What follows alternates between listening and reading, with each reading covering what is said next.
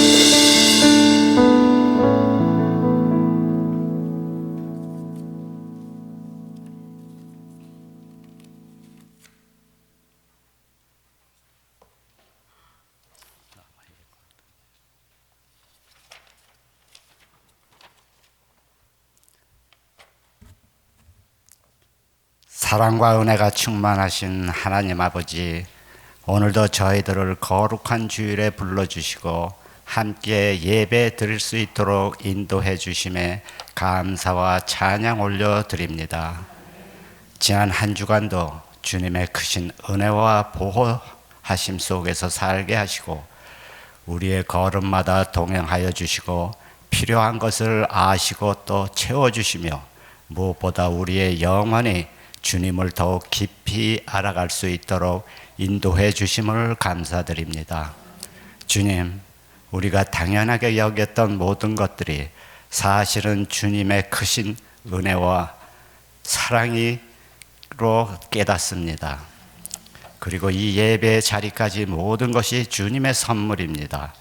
이 시간 우리의 삶을 돌아보며 받은 은혜를 기억하고 감사와 찬양을 올려드리는 시간 되게 하옵소서. 우리가 믿음의 눈으로 세상을 바라볼 수 있게 하여 주옵시고 나의 뜻대로 이루어지지 않는다고 원망하고 불평하는 삶이 아니라 하나님의 뜻을 믿음의 눈으로 볼 수 있게 하시고 불안해하지 않고 두려워하지 않고 확신 가지고 살아갈 수 있는 우리의 삶이 되게 하여 주옵소서.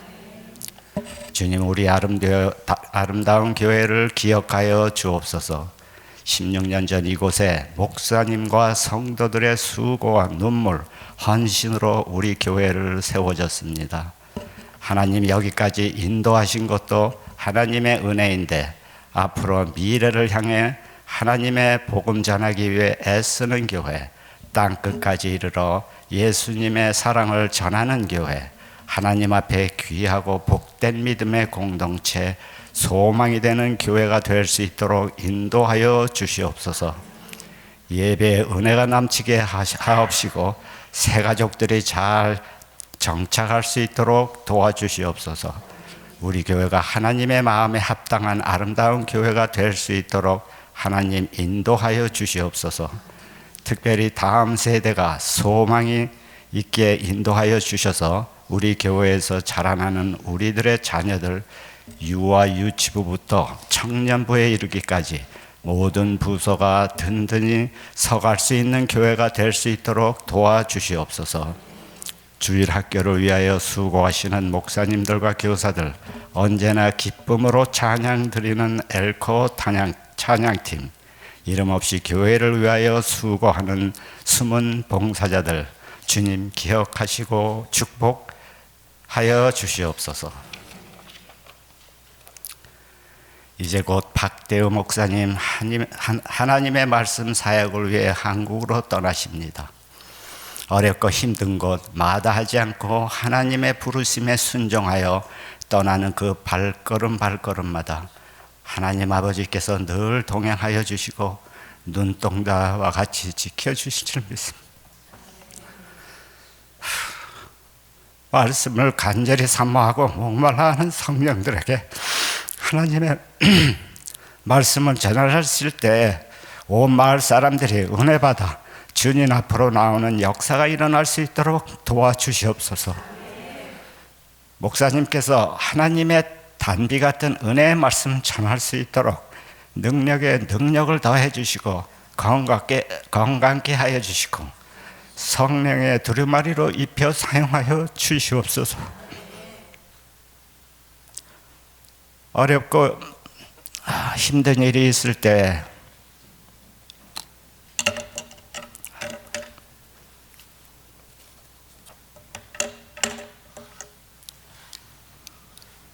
어렵고 힘든 일이 있을 때 지혜를 주시고 기도에 응답하여 주시고 기쁨이 있을 때 주님께 영광 돌리며 찬양하는 시간 되게 하옵소서. 돕는 베풀로 언제나 몸을 아끼지 않고 봉사와 헌신을 다 하신 박정희 사모님, 육신의 연약한 가운데 있사오니 주님의 능력의 치유의 손을 얹으사 건강히 회복될 수 있도록 도와주시옵소서. 그리하여 영과 육이 강건하여지며 돕는 베풀소의 사명을 잘 감당할 수 있도록 건강을 지켜주시옵소서. 이든 모든 것이 하나님 아버지의 섭리 없이는 감당할 수 없으며 아버지여 간섭하시고 축복의 은혜 내려 주시옵소서. 권순혁 담임 목사님, 우리 교회를 위하여 어렵고 힘든 사역 잘 감당하게 하시니 감사합니다.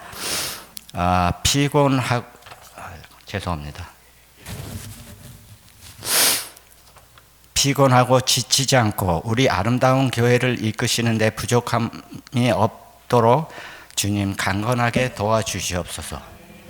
담임 목사님 가족이 휴가 중에 있사오니 주님 함께하여 주시고 은혜와 감사의 시간이 되어 충만한 에너지를 재충전하여 무사히 돌아올 수 있도록 함께하여 주시옵소서. 하나님 아버지, 오늘도 하나님 말씀 앞에 섭니다. 단에 세우신 목사님 말씀에 그 놀라운 은혜가 우리 가슴속에 새겨지고 한 구절마다 말씀이 우리 마음의 방패가 되고 어려운 날 우리가 의지할 능력이 되게 해주셔서 말씀으로 말미암아 승리하는 삶 살아가도록 우리 모두가 되게 하여 주시옵소서. 지금은 시작이오니 마치는 시간까지 주님 홀로 영광 받으시길 바라오며 우리를 구원하신 우리 주 예수 그리스도 이름으로 기도드렸사옵나이다. 아멘.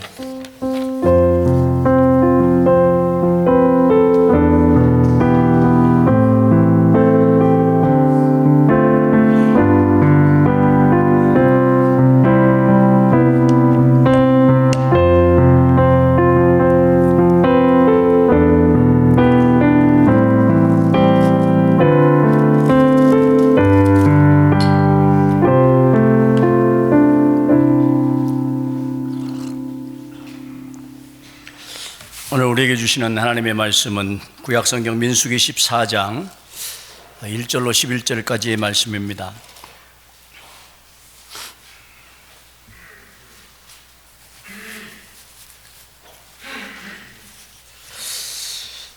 구약성경 민수기 14장 1절로 11절까지 말씀을 서로 교독하도록 하겠습니다. 온 회중이 소리를 높여 부르짖으며 백성이 밤새도록 통곡하였더라.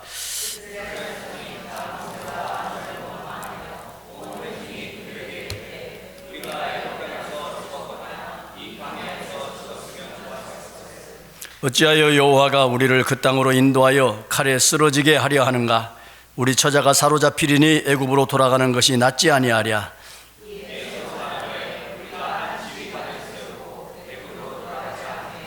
모세와 아론이 이스라엘 자손의 온 회중 앞에서 엎드린지라.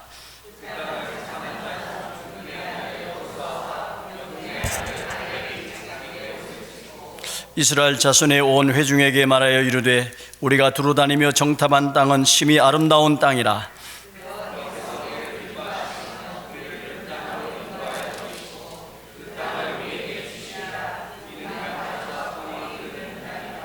다만 여호와를 거역하지는 말라. 또 그 땅 백성을 두려워하지 말라. 그들은 우리의 먹이라. 그들의 보호자는 그들에게서 떠났고 여호와는 우리와 함께 하시느니라. 그들을 두려워하지 말라 하나.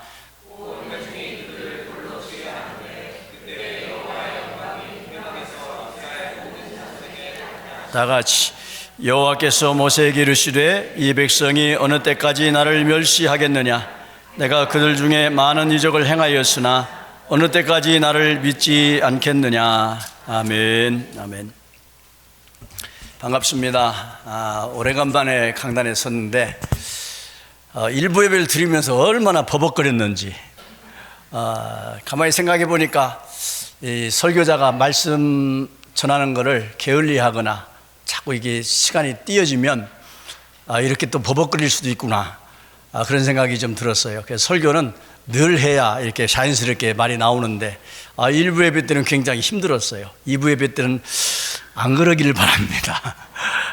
여러분 오늘 잘 오셨습니다. 우리 손님들도 계시고 한데 우리 옆 사람과 함께 인사 한번 나누십시다. 잘 오셨습니다. 은혜 받으십시다. 여러분 우리가 성경을 읽고 묵상하고 사랑하고 가까이 하는 이유 중에 여러 가지 이유가 있을 것이지요.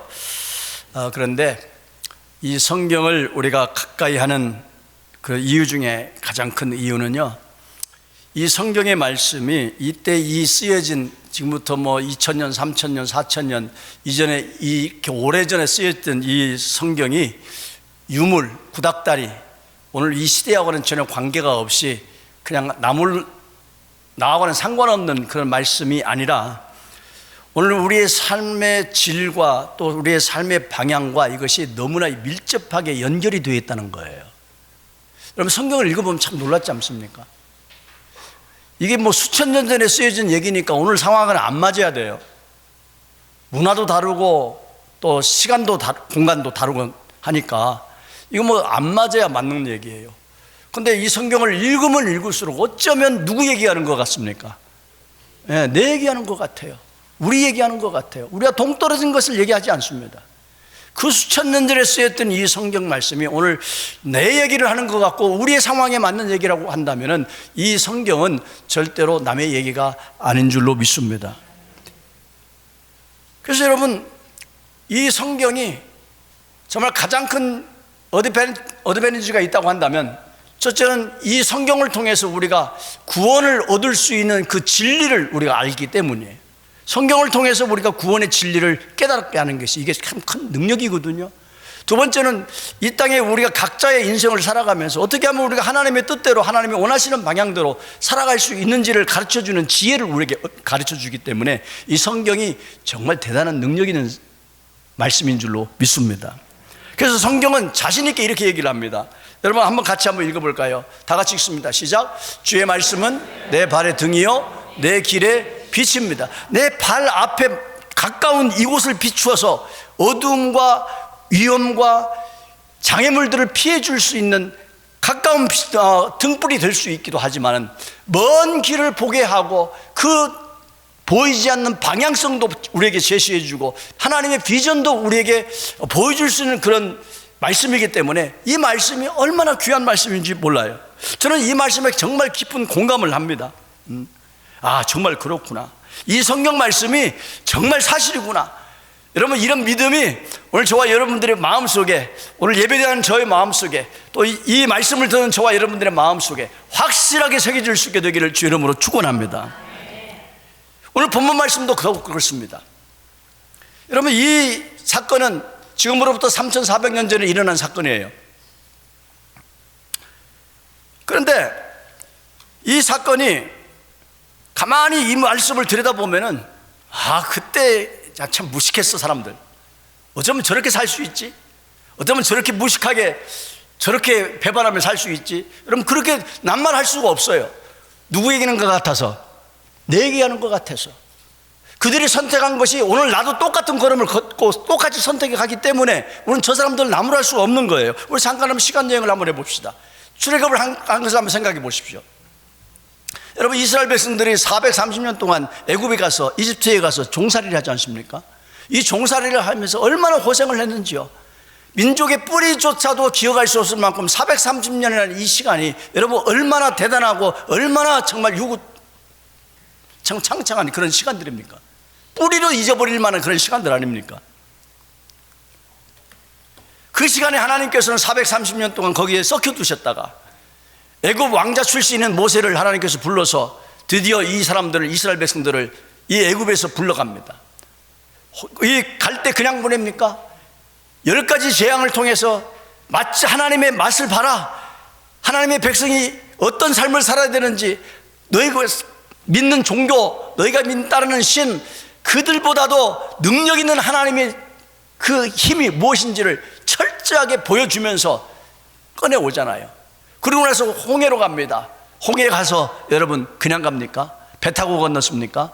아닙니다. 마른 땅같이 건넜다고 그랬어요. 홍해가 갈라지는 사건을 건넜어요. 광야로 들어갑니다. 광야 가운데에 물 없다고 불평을 하면 하나님께서 바위를 터뜨려서 물을 공급해 주시고 먹을 것 없다 하면 하나님께서 만나와 메추라기를 보내주시고 또 전쟁을 하지 못합니다. 이 백성들은 무기도 없습니다. 430년 동안 노예 생활을 했기 때문에 여러분 무슨 전략이 있겠고 무슨 훈련이 있겠습니까? 종살이만 했는데. 근데 그 광야에 가서 첫 번째 전쟁을 하는데요, 여러분 아말렉과의 전쟁에 정규군과 싸워가지고서 이기는 기적까지 벌입니다. 그렇게 해서 저 길들을 가서 시내산을 거쳐서 드디어 저 가데스 바네에 이르렀어요. 거기에 가가지고서 이제 이스라엘 백성들이 정탐꾼 12사람을 가나안 땅을 정탐하기 위해서 보내지 않습니까? 그 가나안 땅에 보내는 그 과정, 저 가데스 바네아에서 40일 동안 정탐하고서 그 12사람들이 민족들 전체 앞에서 보고를 하지 않아요. 10사람은 이런 보고를 하고 2사람은 저런 보고를 했어요. 그 정탐꾼들의 보고를 가만히 보면은 여러분 10대 2의 비율이에요. 누구 말을 신빙하겠습니까? 누구의 말을 가장 합리적으로 받아들일 수 있겠어요? 대다수의 사람들 얘기 아니겠어요? 그것도 정확한 데이터, 정확한 정보, 정확한 판단, 이런 것들이 있었기 때문에 누구나도 다 그것을 받지 않을 수가 없었어요. 그래서 가만히 생각해 보면 가장 합리적이고 가장 현실적이고 가장 이성적인 방법이 뭐냐? 바로 이 방법이었다라고, 이 사람만 선택을 하고 이 민족만 그렇게 선택한 것이라, 오늘 똑같은 숙제가 오늘 우리에게 주어졌다고 할지라도 우리도 똑같이 그를 택할 수밖에 없을 거예요. 저희는 이 모습을 보면서 인생의 법칙을 하나 우리가 배울 수가 있다고 저는 생각합니다. 그것이 바로 뭐냐면, 우리는 인생을 살아가면서 각자의 여러 가지 문제들을 닥치고 살아갑니다. 문제 없는 인생이 없습니다. 이 고비 넘기면 저 고비가 다가오고, 저 한 고비 넘어가면 그 다음 고비가 찾아오고, 여러분 편안한 날이 없어요. 모르겠어요. 편안하게 사신 분도 있을지는 모르겠네요, 여러분 가운데. 근데 제가 가만히 봐도 그런 인생 별로 없더라고요. 한 고비 한 고비 한 고비 넘어가면서 사는 게 인생이에요. 그런데 문제는 어디에 있냐? 그 인생의 각자의 삶의 문제를 볼 때마다 그 문제를 우리가 어떻게 해석하느냐에 따라서 우리의 삶에 가는 방향이 달라질 수밖에 없더라는 것이에요. 이상하지 않습니까? 해석하는 것이 달라요. 똑같이 문제를 당하지만은, 똑같이 어려움을 당하지만은 그 삶의 문제와 무게를 해석하는 해석의 능력에 따라서 그 사람이 평안하게 살 수 있느냐 아니면 고민하며 사느냐, 이 결과가 달라지더라고요. 오늘 그것을 이 말씀이 그대로 우리에게 보여줍니다. 자, 문제가 뭐였습니까? 이스라엘 백성들이 정보의 이 분석을 했습니다. 그래서 이 상황이 주어졌어요. 그래서 사람들이 전부 다 인식을 했어요. 그게 뭐냐면, 가나안 땅, 우리가 가야 될 땅은 정말로 젖과 꿀은 흐르는 땅이다. 하나님께서 우리에게 축복의 땅이다. 그런데 요거 너무나 좋긴 좋은데 우리가 정복하기에는 이건 너무나 큰 문제가 있다는 거예요. 우리가 힘으로 할 수 없다는 거예요. 왜? 안악자손이 있죠. 지형지물이 너무 우리에게 불리하죠. 요새는 너무 견고하죠.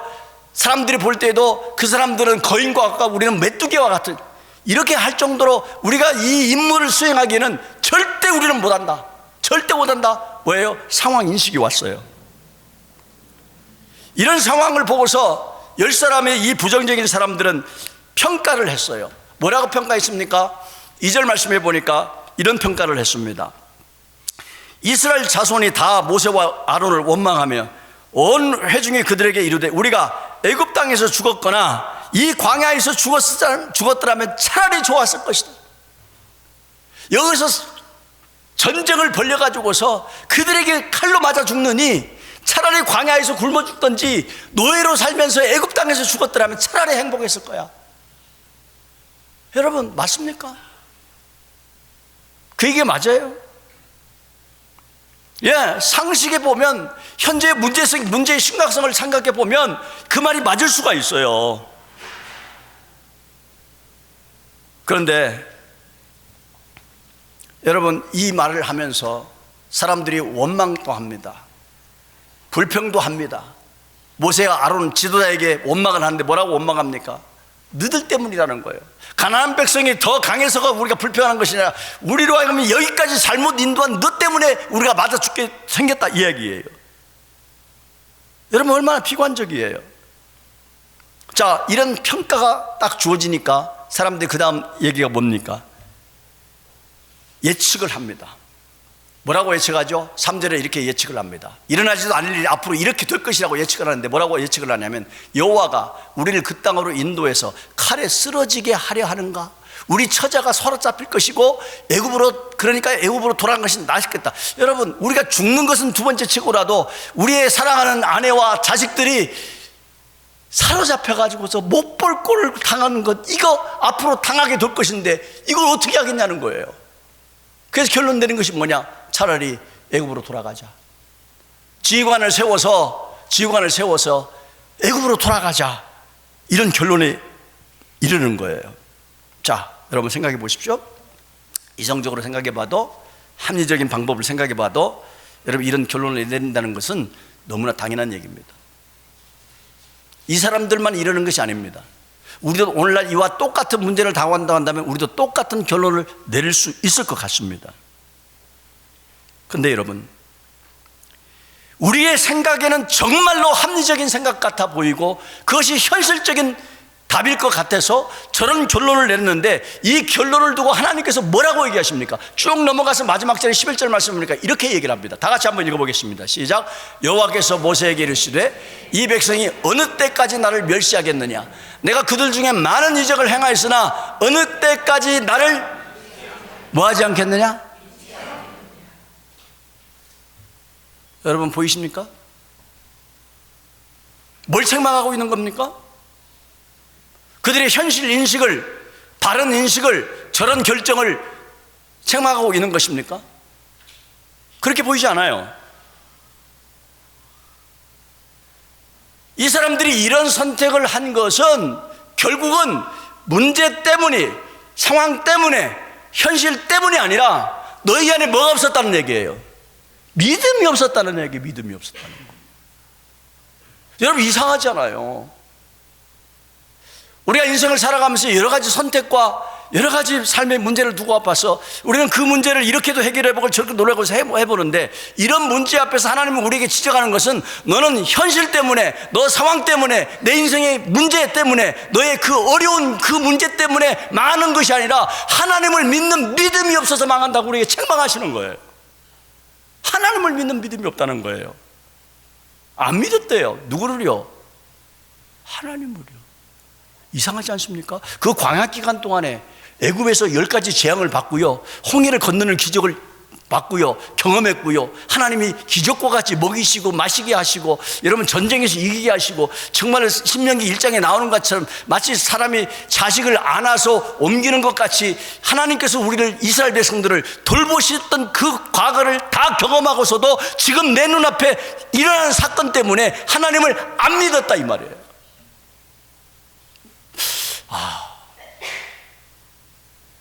모순 아닙니까? 여러분, 우리가 하나님을 믿기 때문에 이 자리에 온 줄로 믿습니다. 그런데 막상 현실에 가면 하나님을 안 믿는 대로 돌아가더라 이거예요. 하나님을 안 믿는 대로.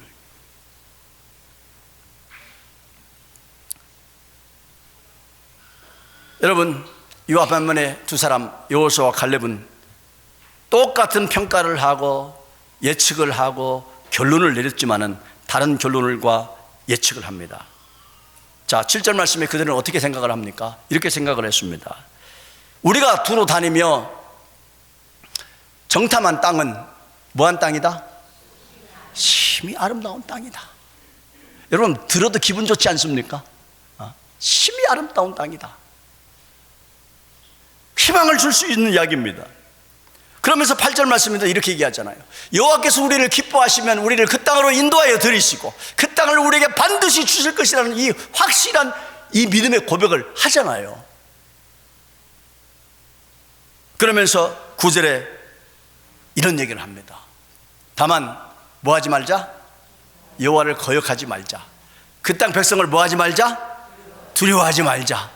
그들의 보호자는 떠났고 우리 하나님은 우리와 함께 하시기 때문에 뭐 하지 말자? 여러분 이게 믿음이에요. 이게 믿음이에요. 내 알을 믿는 것이 아니고 내 실력을 믿는 것이 아니고 여러분들의 어떤 상황을 믿는 것이 아니라 나와 함께 하시는 누구를 믿는 거예요? 하나님을 믿는 거예요. 하나님을 믿는 거. 결국은 오늘 이 과정 속에서 저와 여러분들이 꼭 기억하실 것이 있습니다. 여러분 살면서 여러 가지 현실적인 문제에 닥칠 때가 있을 때에 여러분 그것은 다른 문제가 아니에요. 현실의 문제가 아니에요. 사실의 문제가 아니에요. 팩트에 관한 것이 아니에요. 하나님이 원하는 것은 저와 여러분들의 믿음을 원하시는 줄로 믿으시기 바랍니다. 하나님 보시고 싶은 것이 바로 그거예요. 믿음이에요. 그런데 이 사람들은요, 그것을 못한 거예요. 하나님을 믿지 못한 거예요. 보고도 경험하고도 맛을 보고도 결국은 하나님을 또 모르는 거예요. 아니, 모른다고 얘기지 않아요. 안 믿는 것처럼 보이지만 사실은 여러분, 이게 어떤 현상일까 가만히 생각해 보니까요, 이런 말씀이 눈에 들어오는 거예요. 왜 이 사람들이 안 믿었을까? 왜 안 믿었을까? 여러분, 예수님께서 십자가에 달려 돌아가실 때에 그때 누구한테 배신을 당했죠? 예수님의 제자인 가룟 유다한테 배신을 당했잖아요. 그러면 가룟 유다가 자기 스승 예수를 팔았는데, 은삼십에 갔다가 팔았는데, 여러분 이게 뭐 때문에 팔은 거죠? 여러분 요한복음에 보니까 요한복음 13장에 이렇게 얘기합니다. 마귀가 벌써 시몬의 아들 가룟 유다의 마음에 예수를 팔려는 뭘 집어넣었어요? 생각을 집어넣었다는 거예요. 생각을 집어넣었다는 거예요. 여러분, 제자인 이 가룟 유다가 저놈의 예수를 팔아버리자, 마귀가 생각을 딱 불어넣어주면 우리는 얼른 이것이 비성경적이거나 이것이 비신앙적이거나 이것이 하나님 뜻에 어긋나고 한다면 우리는 우리의 믿음을 동원을 해서 여러분 스크린을 쳐야 돼요. 거부해야 돼요. 안 받아들여줘야 돼요. 근데 집어넣으니까 덜컥 받아먹은 거예요. 생각이 들어오면 벌컥, 마치 고기가 미끼를 물어버리듯이 여러분 물어버리는 거예요. 이스라엘 백성들이 야, 이거 안 되겠어, 이 현실은 이건 우리하고 안 맞아, 우리는 절대로 할 수가 없어, 맞아 죽게 생겼어, 저들보다 힘이 약해, 이게 현실이니까 우리 안 돼, 생각이 들어오면 이것이 하나님의 약속의 말씀이냐 하나님의 진리냐 이것이 눈앞에 드는 것이 아니라 그걸 받아 먹어버리면 우리도 똑같다니까요. 똑같다니까요. 여러분 인생에 문제 있을 수 있어요, 없어요? 여러분 현재 문제 가지셨어요, 안 가지셨어요? 가진 게 많잖아요. 혹시 여러분들 이것이 신앙적이고 성경적인 하나님의 약속에 근거하지 않는 생각이 여러분들이 오거든 여러분 받아 먹지 말기를 바랍니다. 저항하셔야 돼요. 저항하셔야 돼요. 그렇지 않으면 이분들과 똑같은 상황 속에 우리가 빠질 수 있다 이 말이에요. 결국은 제가 여러분들에게 꼭 말씀드리고 싶은 것이 이겁니다. 상황을 보지 말고 뭘 동원해야 되는 거예요? 여러분들이 하나님께서 주신 약속의 말씀을 붙잡고 믿음을 동원하는 것이 중요하다는 거예요. 믿음으로.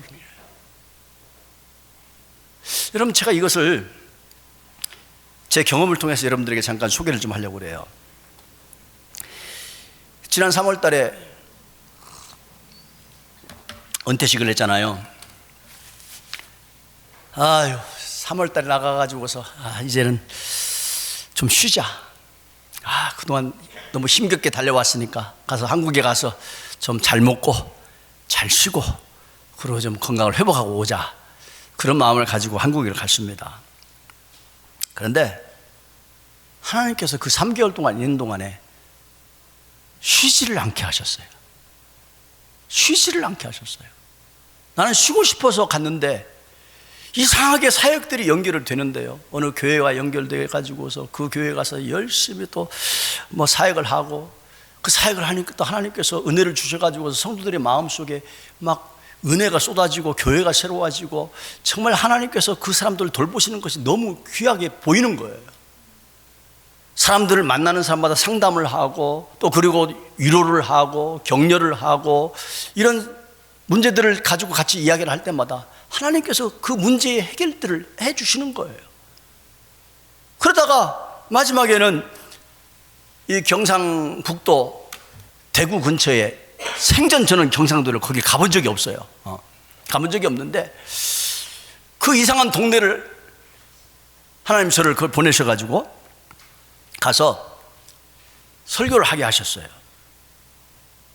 그런데요, 여러분, 제가 방문한 그곳이 경상북도 대구 군위, 그 다음에 우보면, 그 다음에 나호리.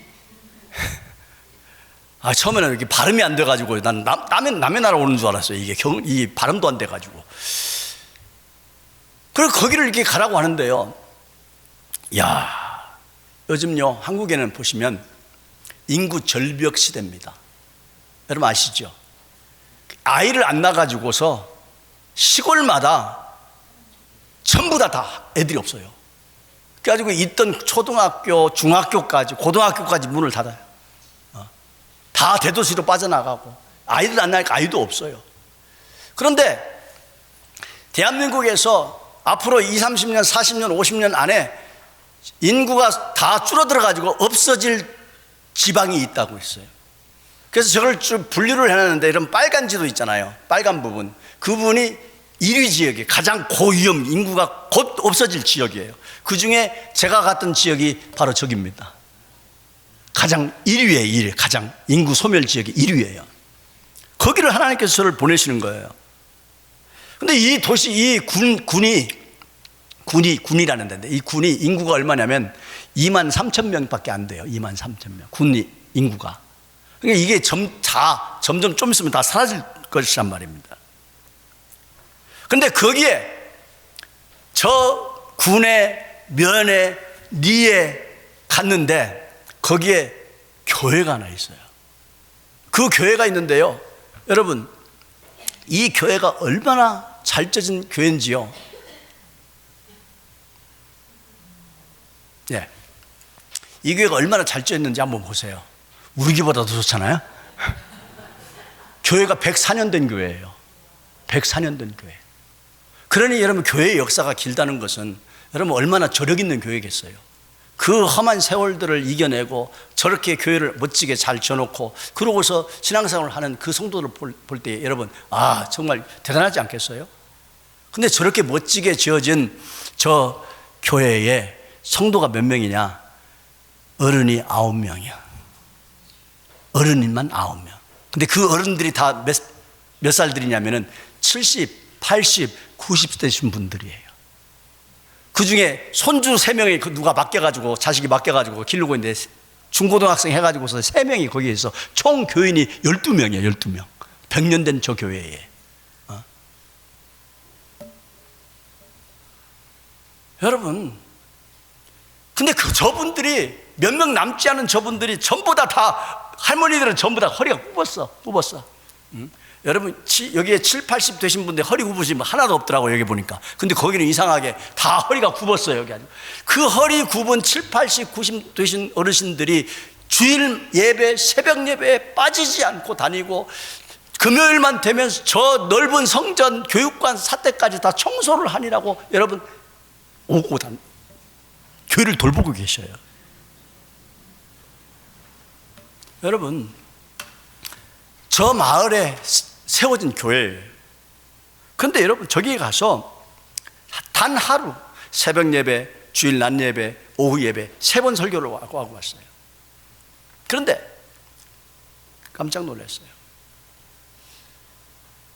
저는 한 번도 농촌에 가본 적이 없어요.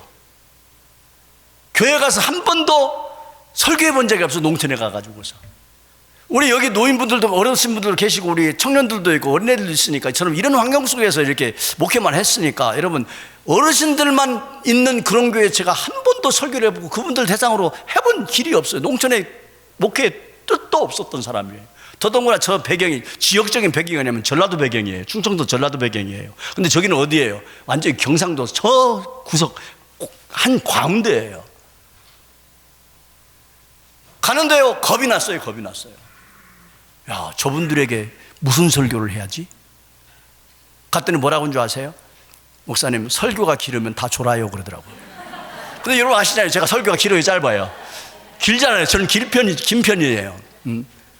겁부터 주는 거예요, 그렇게 해서. 그러더니 첫 번째 새벽에 가서 설교를 하고 났더니 아니나 다를까 반응이 왔어요. 목사님, 말이 너무 빨라요. 아, 나는 그래도 잘 한다고 했는데 내 말이 빨라. 가만히 보니까 경상도 사람들 자기들끼리 대화를 해보니까 못 알아들을 거예요. 제가 그 정도로 빨라요, 자기들은. 내 말이 빠르다는 거예요. 제 말이 빠릅니까? 아, 빨라요. 그래서 저희 집사람이 첫 새벽 예배 마치고 나서 그 소리를 듣고 저한테 힌트를 줬어요. 아무래도 여기 있는 어르신들이고 나이 드신 분들이니까 말이 너무 빠른 것 같다. 좀 천천히 했으면 좋겠다. 그래서 아, 그럴 수도 있겠다 싶어가지고 그다음부터 이제 주일 낮부터는 이제 일부러 천천히 읽었어요. 온 회중이 소리를 높여 설교를 했어요. 그래서 여러분 새벽 예배, 낮 예배, 오후 예배 3번을 딱 드리고 이제 어떻게 해야 되죠? 빨리 와야 되잖아. 빨리 와야 돼. 저기 차가 없으면 못 가요 또. 데려다 줄 때까지 기다리는데요. 그분들이 모여가지고서 있는데 그 중에 나이가 80대신 남자 안수 집사님 한 분 계시는데 이분이 저 마을에 이장님이세요. 이분이 오셔가지고서 이렇게 얘기를 하는 거예요. 목사님, 자기 평생에 교회를 다녔는데 예배를 드리면서 말씀을 많이 들어왔는데 늘 들을 때마다 설교는 이쪽 귀로 듣고 이쪽 귀로 흘리는 것이 자기의 신앙생활을 했다는 거야. 근데 목사님, 오늘 예배를 드리다가 갑자기 자기 마음속에 말씀이 들어오면서 울컥하면서 눈물이 쏟아지더라는 거야. 그러면서 이분이, 여러분 경상도 남자가 어떤 분이 아시죠? 경상도 남자 감정 무표정, 그 다음에 말투도 없고 딱딱하고 뭐 이런 분들이 경상도 사람이라고 정의해도 틀리지 않을 것 같죠? 여기 경상도 분들 계시잖아요. 예? 이분이 와서 이 말씀을 고백을 하면서 울음을 주체를 못하가지고 밖으로 나가가지고서 괜히 가서 입에 나뭇잎 따다가 입에 물고 다니더라고. 그러더니 제가 온 다음에 그분들한테 전화가 왔어요. 목사님, 이상해졌어요 저분이. 왜요? 한 번도 그런 일이 없는데 이분이 마을 이장님이잖아요. 집집마다 돌아다니고 경로당에 돌아다니면서 예수 믿으라고 교회 오라고 전도하기 시작했다는 거예요. 그뿐입니까? 거기에 장로님 한 분 계세요. 장로님 그분이 저하고 나하고 좀 비슷한 나이니까 좀 가장 젊으신 분이에요. 그분이. 이분이 저한테 이런 얘기를 해요. 자기의 소원이 있는데 자기가 옛날에 예수님을 믿고 첫사랑에 빠졌던 그 첫사랑의 감격을 회복하고 싶다는 게 자기의 소원이라는 거예요. 그래서 그것 때문에 늘 기도를 하면서 나도 옛날에 받았던 그 첫사랑의 그 은혜를 다시 회복하고 싶고 내 눈물을 다시 회복하고 싶은데 안 되나 자기 평생의 기도 그 이후의 생활을 그렇게 신앙을 보내고 왔대요. 근데 이게 안 되는 거예요. 포기했대요. 이제는 이렇게 끝나는가 보다 내 인생이. 근데 그날 3번의 예배를 드리는데 새벽부터 하나님께서 이분의 마음을 움직이셨어요. 그분의 고백이 그거예요. 목사님, 드디어 그 첫사랑을 회복을 했어요. 내가 그렇게 주님 때문에 눈물 뿌려서 기도했던 그것이 이제 와서 해결이 됐어요. 그러면서 전화상에서 말을 못 잇고 울면서 말씀을 고백을 하는 거예요. 그러면서 이렇게 멋진 고백을 하는 거 아세요? 목사님은 제 인생의 최고의 선물입니다. 이렇게. 아니, 경상도 남자가 어떻게 그런 고백을 하셔요?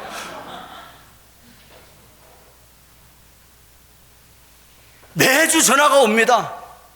갔다 온 이후에 매주 전화가 오는데 무슨 얘기를 하냐면 사람들이 마음이 달라지고 생각이 달라지고 동네 다니면서 우리 교회에 이제 부흥할 수 있다. 우리가 이제는 은혜 생활을 할 수 있다. 이제 예수님이 최고다. 이제 교회에 나와보시라고 온 동네 다니면서 이분들이 만나는 사람마다 교회와 예수님을 증거하기 시작했다는 거예요. 누가? 저는 그분들 얘기가 하는 것이 아니고 나는 어디다 초점을 맞고 싶으면 70, 80, 90 먹은 노인들이라고 이분들에게 나이에 초점을 맞추고 싶은 거예요. 왜 그러냐? 여러분, 그쯤 나이가 되면 모든 감각, 모든 감정, 모든 거, 여러분, 저희 어머니가 굉장히 여행을 좋아하세요. 그래서 어디부터 가자 그러면 절대로 상관 안 하시는 분이 저희 어머니세요. 젊으실 때부터. 근데 요즘은요, 나이가 90이 넘으시니까 어디 가십시다. 어머니, 먹으러 가십시다. 뭐 좋아하세요? 먹을 거 아무것도 없어. 맛있는 거 없어. 그냥 네가 알아서 해. 어디 가십시다. 나 못 가. 이러셔요, 지금. 여러분, 나이가 들었다는 것은요, 모든 감정이 메말라 버리는 거예요. 하고 싶은 것도 없고요, 먹고 싶은 것도 없고요, 누가 자극을 줘도 여러분 움직일 수 없는 것이 이 어르신들의 특성이에요. 그 지역에 제가 가가지고서 목사님들을 만나보고 군의회 의장, 의원들, 이분들을 만나면서 여러 가지 이야기를 좀 해봤어요. 그런데 대체적인 공통적인 반응이 뭐냐면 이 도시는 안 된다는 거예요. 여기는 이제 인구 소멸 지역이고 이제는 여기가 도시가 바뀌기 때문에 지금 노력해봐야, 더구나 거기서 수십 년 동안 목회하신 분들 계시잖아요. 교인들 전부 다 노인들밖에 안 남았잖아요. 그러니까 사람들마다 어떤 생각이 있냐면 전 노인들 데리고는 안 된다는 거예요. 소망이 없다는 거예요. 그러니까 아무것도 안 하고 있는 거예요. 아무것도 안 하는 거예요. 제가 그래서 뭐라고 했냐면 저 나우교회 보세요 그랬어요. 저 나우교회 보세요.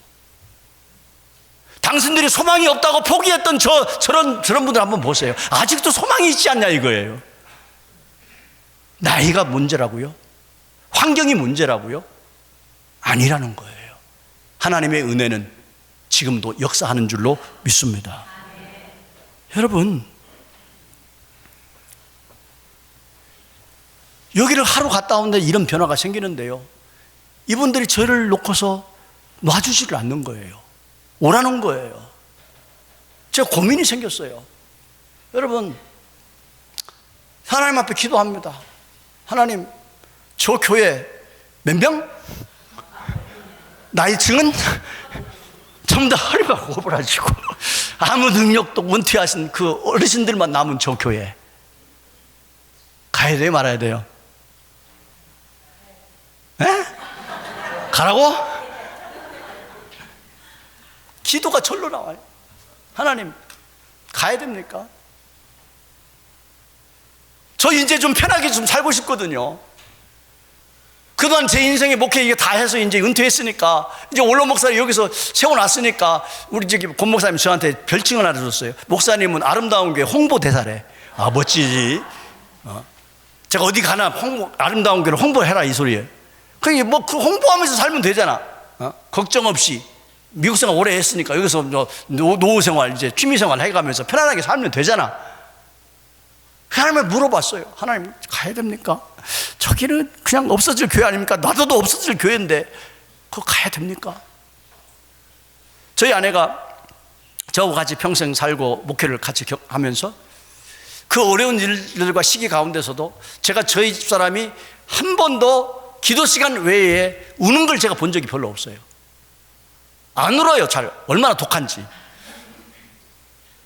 울지를 않아요. 근데 여러분, 그렇게 울지 않던 아내가 거기에 가가지고서 열흘인가 있었는데 2번을 우는 꼴을 봤어요. 그게 뭔 얘기예요? 가고 싶다, 안 가고 싶다? 안 가고 싶다는 거예요. 안 가고 싶은 거예요. 가면 고생인 거예요. 저 눈물을 보니 가고 싶지 않고. 그래서 하나님 앞에 기도합니다. 하나님, 이건 정말 나하고는 안 맞는 그런 곳인데요. 가야 됩니까? 말아야 됩니까? 기도를 하는데요. 여러분, 이상하지 않습니까? 기도할 때마다 안 돼. 가면 안 돼. 가면 너만 고생해. 넌 이제 좀 쉴 때잖아. 이런 생각을 주는 것이 아니고, 기도할 때마다 마음속에 하나님이 꿈을 주세요. 저 노인들을 향한 꿈을 주세요. 자꾸 아이디어를 생각하게 하시고, 그 다음에 앞을 더 보게 하시고, 더 마음이 쿵쿵쿵쿵 뛰기 시작하는 거예요. 이상하다. 내가 왜 이러지? 저희 집사람 한 얘기가 있어요. 그 주일날 첫 번째 가가지고 3번 설교했다고 하잖아요. 저희 집사람이 늘 항상 그러더라고요. 집사람이 예배 마쳤는데 빨리 가재요. 끌어서 빨리 가재요. 나중에 물어보니까 왜 가자고 그랬더니 거기에 정들면 안 되니까 빨리 가자는 거예요.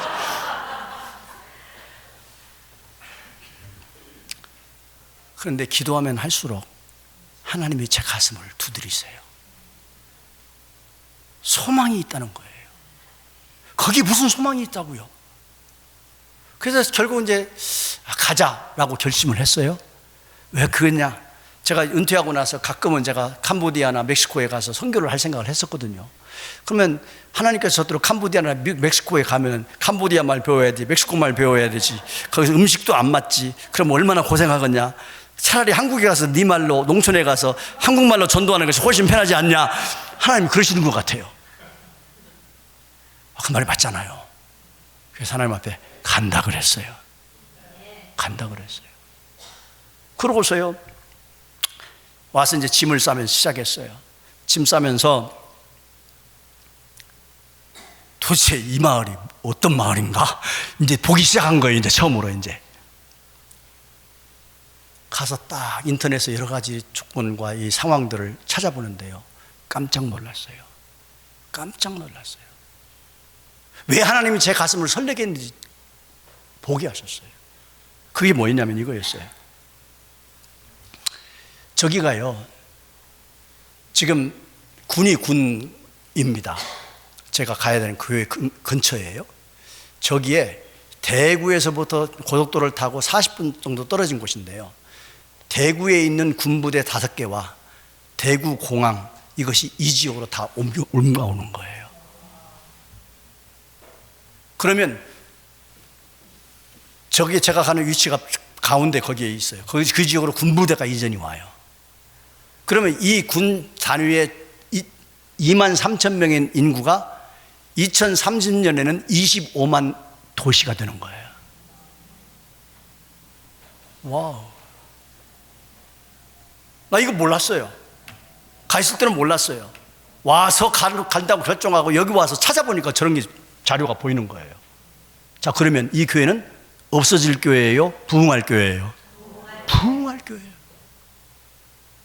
나도 알지 못했는데 하나님이 먼저 그거를 가르쳐 주시고 그걸 결정하게 하시고 그 길을 가게 하시더라는 거예요.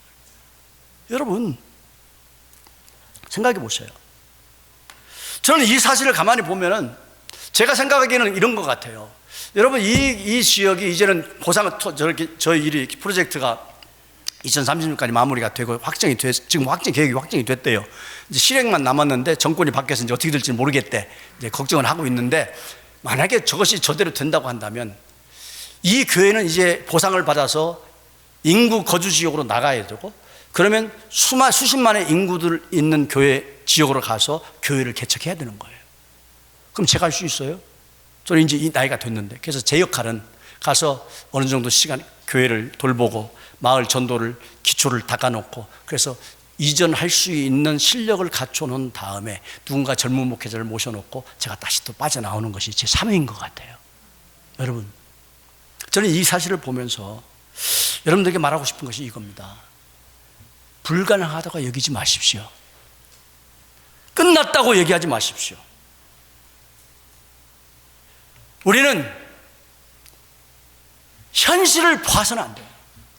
여러분들이 당한 문제만 여러분이 생각해서는 안 돼요. 거기에 몰두해서만은 안 돼요. 정말 우리가 봐야 될 것은 문제 속에 하나님께서 나를 어떻게 인도하실 수 있는지, 그 하나님이 어떤 하나님인지를 우리가 알고 그 하나님을 깊이 신뢰하는 가운데 그분을 따라가고 그분 주신 비전을 여러분들이 소유할 수 있도록, 이걸 볼 수 있도록 여러분들이 노력하셔야 된다, 이 말씀이에요. 여러분, 베가스 한번 보십시오. 여러분, 이 베가스가 요즘 어떤 도시인지 아십니까? 저는 명암이 함께 있는 곳이 이 라스베가스라고 저는 생각해요. 제가 며칠 전에 식당에 갔는데 식당 일하시는 분이 그런 얘기를 하세요. 목사님, 큰일 났어요. 장사가 안 된대요. 장사가 안 된대. 반토막이 났다는 거예요. 반토막이. 이 문제는 여기 로컬 레스토랑뿐만 아니라 스트립에 있던 호텔들도 관광객들이 감소를 하고, 여러분, 여러 가지 문제들이 지금 닥치고 있다는 거예요. 근데 여러분, 인구가 늘어나요, 안 늘어나요? 여러분, 인구가 제가 올 때만 해도 22년 전에 올 때만 해도 100만 조금 넘었어요. 근데 지금 얼마지 인구가? 라스베가스 인구가 300만 가까워요. 300만이요. 얼마나 여러분 팽창을 합니까? 도시들 가운데에 인구가 팽창하는 도시가 별로 없어요. 그리고 젊은 사람들이 이주하는 게 별로 없어요. 근데 라스베가스는 어쨌든 경기가 나쁘든 좋든 뭐 상관없이 일단은 인구가 모여들고 있어요. 그럼 여러분 보십시오. 목사님, 상황이 어려워요. 지금은 확장할 때가 아니에요. 지금은 가만히 있을 때예요. 어려운데 힘들어요. 여러분 그렇습니까? 제가 2009년에 교회를 개척할 때에 그때 금융 사태가 터졌어요. 2009년에 여러분 얼마나 힘들은지 아시죠? 모든 걸 완전히 브락다운 돼 버렸어요. 그때 교회를 개척할 때 저 때도 미쳤다고 그랬어요. 이 어려운 때 무슨 교회를 개척하냐고. 더더구나 성전을 갖다가 5,500스퀘어핏 그 웨어하우스를 빌려놨더니 나더러 돌았대요. 이 어려운 때 지금 경기가 지금 나빠서 이 어려울 때에 어떻게 하려고 이 큰 데를 얻었냐고. 근데 여러분 그게 기회였어요. 왜? 경기가 어려워지니까 값이 싸잖아. 위기가 기회인 거예요. 거기서부터 하나님께 시작을 하게 하셨어요. 여러분 우리도 마찬가지입니다. 지금 여러분 사도 바울을 한번 생각해 보십시오. 사도 바울 시대에는 온전히 그때는 로마 황제 치하에서 기독교인들이 박해를 받는 시대 아닙니까? 예수 믿으면 죽는 시대입니다. 예수 믿으면 직장 쫓겨나고 모든 유리한 환경들이 다 없어지는 어려운 환경을 맞이하는, 예수 믿는다는 곧 목숨 내놓고 예수 믿는 거예요. 그러면 전도해야 돼요, 안 해야 돼요? 해야 돼요, 안 해야 돼요? 움직이면 돼요, 안 돼요? 대답이 없네. 안 해야죠. 바보같이 왜 합니까? 손해보는 짓을 왜 해요? 근데 한 사람, 다른 사람들이 다 안 된다고 할 때, 위험하다고 할 때, 그러면 큰일 난다고 할 때에, 그러면 우리 손해 난다고 할 때에 바울 사도는 현실을 본 것이 아니라 하나님의 비전을 봤어요. 전도하기 시작합니다. 가는 곳곳마다 교회를 세웁니다. 그것을 통해서 오늘날 기독교의 역사가 바뀐 줄로 믿습니다. 사랑하는 성도 여러분, 결국은 우리의 문제는 현실의 문제가 아니에요. 여러분이 만나는 환경의 문제가 아니에요. 진짜 여러분들의 문제는, 진짜 우리 교회의 문제는 얼마나 어렵냐, 얼마나 가난하냐, 얼마나 사람이 없냐가 문제가 아니라, 여러분 다른 게 아닙니다. 우리의 문제는 살아계신 하나님을 믿냐 안 믿는 자의 문제인 줄로 믿습니다. 왜 그래요? 여러분, 아브라함이 갈대아 우르를 떠나서 갈 바를 알지 못하고 떠났는데 갈 곳도 모르고 짐 싸갖고 간다? 저 이번에 경험을 해봤어요. 아니, 짐 싼다는 게 이렇게 어려운 줄 처음 알았어요, 제가. 근데 하나님께서는 갈 바도 알지 못하고 떠났던 아브라함을 위해서 준비한 계획이 있었다는 것이죠. 여러분, 요셉 그 화려하던 생활 속에 형들의 손에 팔려가지고서 애굽으로 종로로 돼가지고서 감옥으로 끌려가는 그 시절 10여 년 그 시간 동안에도 하나님께서는 요셉을 향해서 계획을 가지고 있었다는 것이죠. 여러분, 다니엘이 사자굴 속에 들어가서 죽임을 당하는 그 환경 속에 들어가 있을 때에도 하나님께서는 다니엘을 향해서 또 다른 계획을 가지고 계셨다는 거죠. 요나, 하나님 모른다고 나 그 일 싫다고 도망가던 요나를 큰 물고기로 삼켜버릴 때에도 하나님께서는 요나를 향해서 계획을 가지고 계셨던 거 아닙니까? 다윗이 10여 년을 광야에서 사울한테 쫓겨다닐 때에도, 막막한 세월을 지낼 때에도 하나님께서는 다윗을 향해서 계획을 가졌다는 거 여러분 아시지 않습니까? 중요한 건 바로 그겁니다. 여러분 현실에 어떤 것을 만났냐가 중요한 것이 아니라, 여러분 현실에 얼마나 얻었냐가 중요한 것이 아니라, 여러분들의 삶에 얼마나 실망하고 절망하고 낙심하느냐가 문제가 아니라, 여러분들 안에 하나님을 믿는 믿음이 있냐를 점검하시기를 바랍니다. 하나님을 믿는 믿음, 정말 중요합니다. 그 하나님을 믿는다면 여러분들의 만나는 환경을 다르게 볼 수 있는 은혜가 있을 줄로 믿습니다. 여러분 같이 한번 찬송하실까요? 전능하신 나의 하나님은, 이 찬송 같이 부르면서 우리의 믿음을 하나님 앞에 고백을 해보십시다.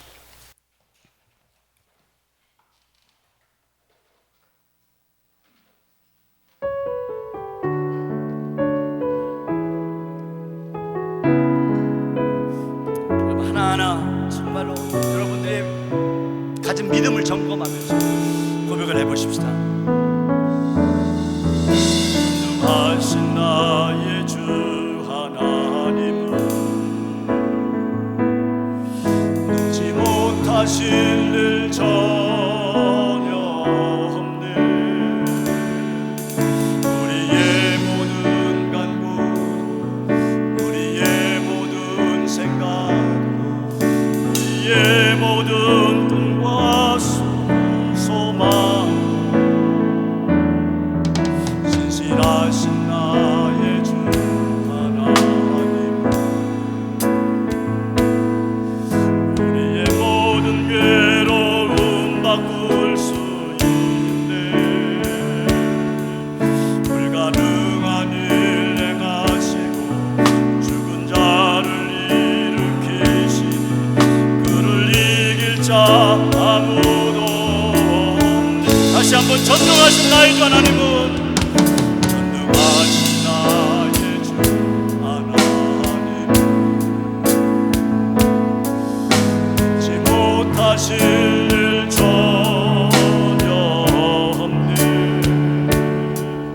우리의 모든 간구도, 우리의 모든 생각도, 우리의 모든 꿈과 모든 소망,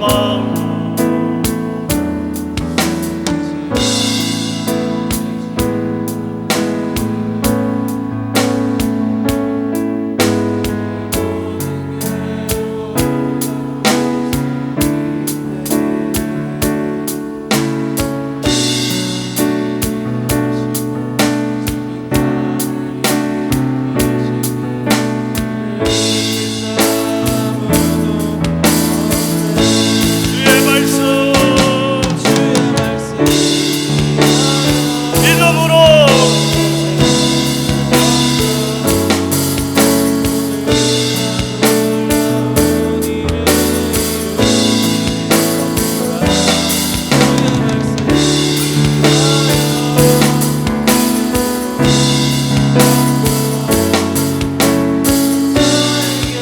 여러분의 두 손을 높이 들어서 다시 한번 고백합니다. 주의 말씀, 주의 말씀 하여 깊은 곳에 하나님의 놀라운 일을 바라보시기를 바랍니다. 주의 말씀 의지합니다. 믿음으로 그물을 던지세요.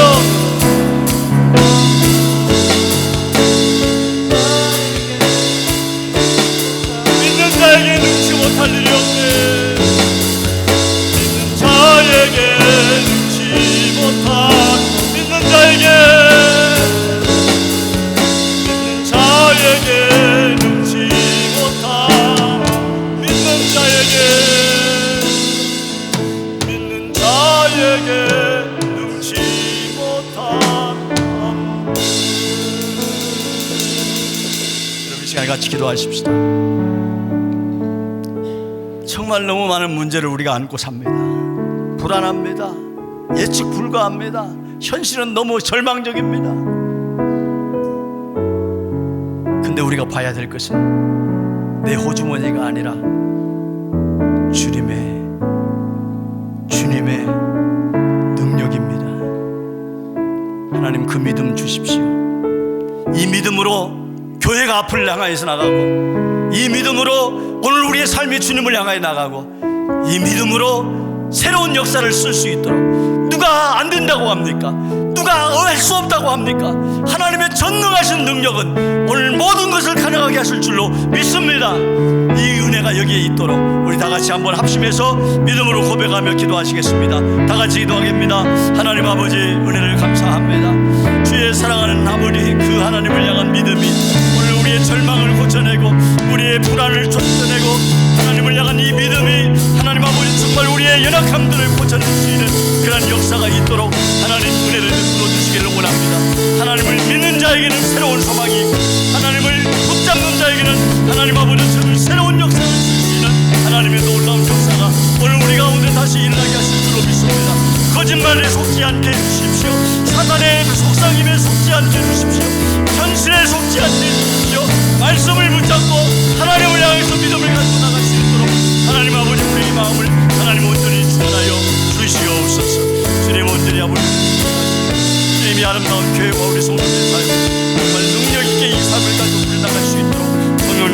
하여 주시오. 하나님, 이스라엘 백성처럼 현실을만 보지 않기를 원합니다. 우리의 문제만 보지 않기를 원합니다. 이 어려울 때에 우리가 동원해야 되는 것은 우리 안에 훈련받았던 믿음인 줄로 믿습니다. 이 믿음 주여 세워지게 하여 주시옵소서. 잊지 않게 해 주시옵소서. 하나님이 누구신지를 절대적으로 신뢰할 수 있도록 우리의 믿음을 붙잡아 주시옵소서. 예수님의 이름으로 기도하옵나이다.